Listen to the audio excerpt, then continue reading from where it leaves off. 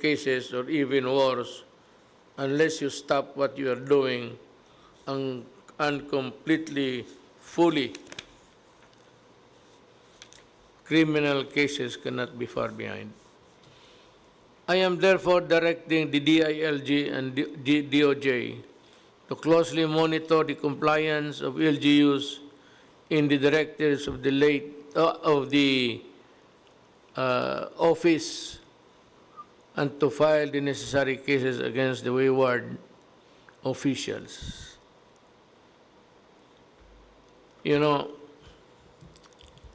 let me be just sundin na lang natin. Total, para man ito sa lahat. Do not try to overdo things or think that you can do what you want to do, because that is not allowed. We